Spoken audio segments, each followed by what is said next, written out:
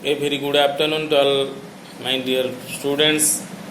Today we will learn about line by line meaning of Unity 3 of the prose piece My Greatest Olympic Prize by Jesse Owens. Before to start the Unity 3, I am giving a recap on Unity 2. In this unity, we have learned about so many things like how does an angry athlete always do mistakes in his game and his reaction like Jesse Owens. Then eagerness of Lazlang to create a friendship with Jesse Owens, being an opponent player. Then helping nature of Lazlang to push Jesse Owens to the final by giving some advices and suggestions. And finally, how Jesse Owens changed his attitude towards Lazlang, and a glimpse of friendship has been sprinkled between them. We have learned all these things in Unity 2. So now we start our Unity 3. The Unity 3 starts like this. Here the writer says, that night I walked over to Lazlang's room in the Laping village to thank him. So that night means the day in which Jesse Owens qualified for the final.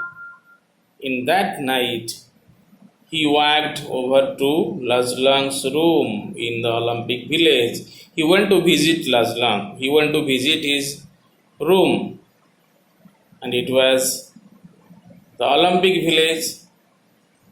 Here, Olympic village means actually there is no such village in Berlin.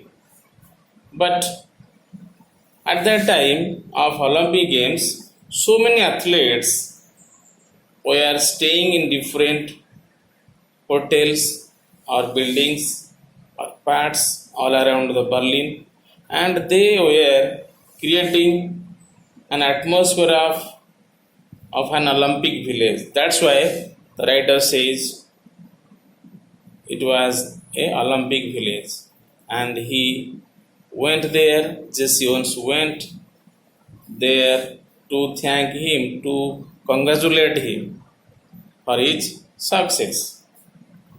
Then the writer says, I knew that if I had not been for him, it means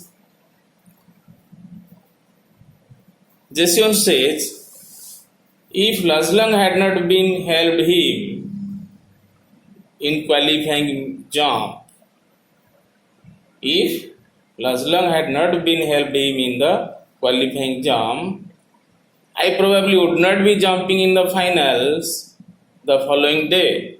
That means his taking part in the final event would have been destroyed or failed in the next day. Jesse Owens thought it. Then he says, we sat in his quarters and talked for 2 hours about track and field, ourselves, the world situation, and a dozen other things. So they both discussed so many things. They discussed near about 2 hours on field and track, about themselves and the situation of the world, and so many other things. Then Jesse Owens says, when I finally got up to leave, means here finally got up to leave means when Jesse Owens stood to leave the room of Lazlang, we both knew that a real friendship had been formed. that means in the meanwhile they both knew that a real bond of friendship had been framed, had been created among them. Then Jesse says, Lars would go out to the field the next day, trying to beat me if he could, but knew that he wanted me to do my best, even if that meant my winning. See, here a strong sense of faith had been created in the minds of Jesse Owens. He thought himself, if Laws will defeat me in the final, if Laws would try to beat me in the final, but he had the faith. But Jesse Owens had a faith, had a strong feelings that Lozlang would help me, how I will show my best. Lozlang would help me, how I will perform in the final. That means even if that meant my winning, even if he will help me, how I will fetch some medals, how I will be a winner in the final. Such type of feelings, such type of strong faith was in the minds of Jesse Owens. If Lozlang was an opponent player, was a competitor to Jesse Owens, right? Then, as it turned out, Lars broke his own past record. In doing so, he pushed me on to a peak performer. As it turned out means as a result,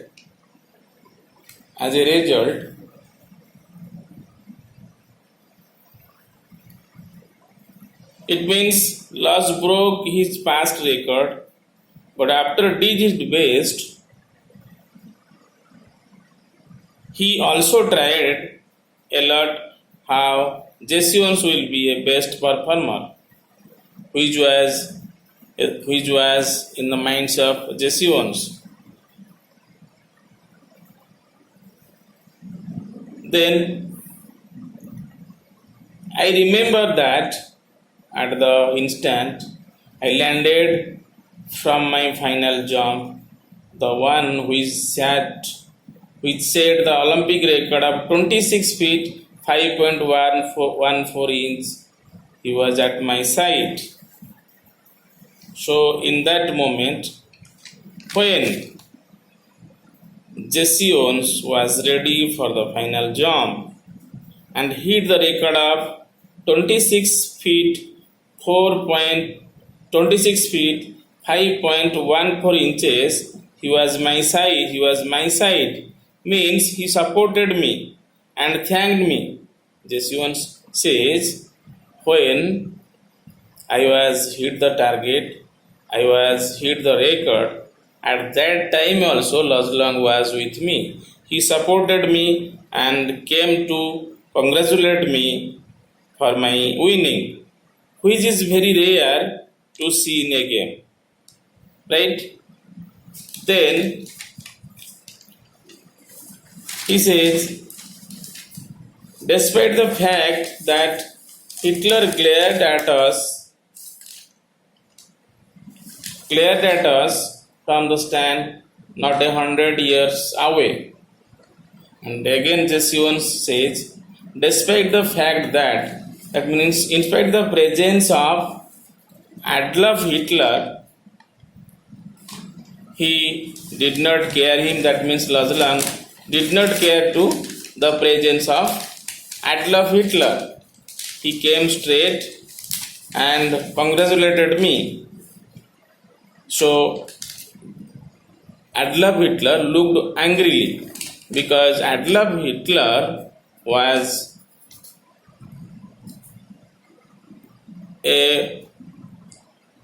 Because Adolf Hitler did not like such type of behavior between Laszlo and Jesse Owens in the field. That's why he looked angrily. And he was sitting not 100 years away. That means he was sitting very closely to the stand, from the place where the VIPs were sitting. So again, Lodge shook my hand. That means Lodge shook his hand. Lodge shook his hand firmly with Jesse Owens, and it was not a fake smile with a broken heart, sort of grief either. Here, Jesse Owens says, such smile when Laszlo went to Laszlo shook his hand very firmly at that time. He was laughing, but such laughing was not a fake. The laughing was not a fake laughing. ସେଟା ମିଛ ହସ ନଥିଲା, like with a broken heart, ଗୋଟେ ଭଙ୍ଗା ହୃଦୟର ଗୋଟେ ମିଛ ହସ ନଥିଲା. It was A real laugh. It was A sort of grief either. That means it was not a fake smile, as well as it was not a fake smile of a broken heart, right? That means it was more pure and perfect, which Hitler did not like. So he looked angrily from the stand. Then, you could melt down all the gold medals and cups I have. Then again Jesse Owens says to Laszlo, you could melt down. That means you could mix together all the gold medals and cups that I have, and they would not be a patting on the 24-karat friendship. And it means there would not be a thin coating on the 24-karat friendship with Laszlo. It means he considered their friendship as 24-karat gold, which is pure and precious. Then I felt for Laszlo at that moment. Means Jesse Owens thought that it was a friendship like a 24-karat gold. It was more precious and more pure. Then Jesse Owens says, I realized then too that Lodge was the epitome of what Pierre D. Coubertin, founder of the modern Olympic Games. I realized then Jesse Owens realized that Laszlo was the epitome. Epitome means a perfect example, a burning figure, a clear example of what Pierre D. Coubertin, the founder of modern Olympic Games. That means Pierre D. Coubertin was the founder of modern Olympic Games, and he believes that the important thing in the game, in the Olympic game, is not winning but taking part. So according to Pierre D. Coubertin, to winning or to win in a game is not important, but to take part in it is very, very important. And he again says, the essential thing in life is not conquering but fighting well. The important things in life is not victory. That means conquering means victory, but fighting well, but performing well, but do well. This theory was clearly understood by, or this theory was the voice of Laszlo also. That's why he was called the epitome of Pierre D. Coubertin. So this is the line by line explanation of Unity 3. If you will get any problem by understanding the line by line meaning, then you can ask me. Thank you.